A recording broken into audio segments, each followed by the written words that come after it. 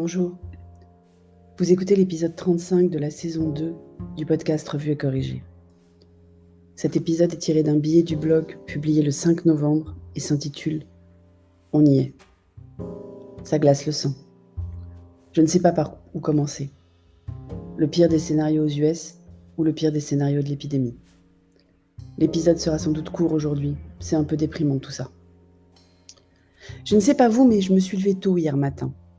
Et je me suis précipitée sur plusieurs sources d'infos à la fois. Il faudra quand même un jour que je fasse un épisode sur l'infobésité qui me guette. Et ça n'a pas loupé. Discours de fermeté sur le respect de la démocratie par le candidat démocrate, discours de victoire avant que le décompte ne soit terminé, parfois avec seulement 60% des votes dépouillés et une avance infime par le président sortant. Et encore en exercice pendant plusieurs mois. Le système américain est fascinant quand même. Il menace d'aller à la Cour suprême, il n'a même pas besoin de dire pour quel motif, il s'en fout. Son vice-président s'en fout un peu moins. Incident ici et là, mais pas encore dramatique. Normal, les Trumpistes sont persuadés d'avoir gagné. Ils ne prendront les armes que si on leur dit que c'est Biden le président. Eh bien ce matin, jeudi 5 novembre, Biden est à 264 sur les 270 voix nécessaires. Tandis que les équipes de Trump attaquent le décompte dans le Wisconsin, 10 voix, et le Michigan, 16 voix, qui ont annoncé Biden vainqueur. Dans le Wisconsin, car il y a moins de 1% d'écart, donc on peut demander un recompte, c'est légal, et dans le Michigan pour un réexamen des bulletins. Si le Nevada, 6 voix, annonce la fin du décompte pour Biden, c'est l'embrasement. C'est aussi le pire des scénarios en France.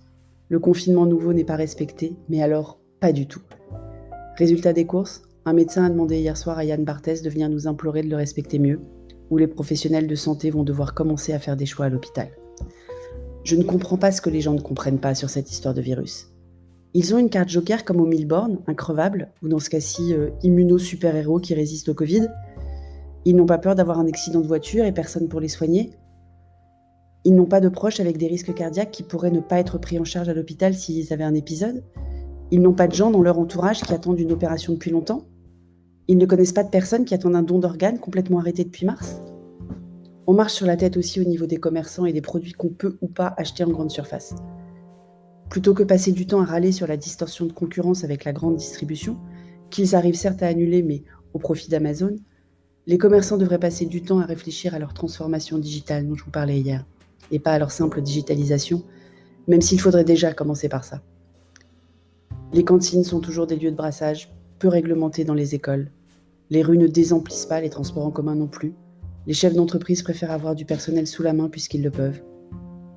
En gros, on va droit dans le mur, ou par-dessus la falaise, au choix. Et même si tout le monde le voit, personne ne veut être celui qui saute de la voiture le premier. Ça voudrait dire qu'il n'est pas aussi courageux que les autres. Non, ça voudrait juste dire qu'il est moins fou. Merci de m'avoir écouté. Si vous écoutez sur Apple, laissez un commentaire avec vos 5 étoiles et sur toutes les plateformes de balado-diffusion. Abonnez-vous et partagez. À bientôt.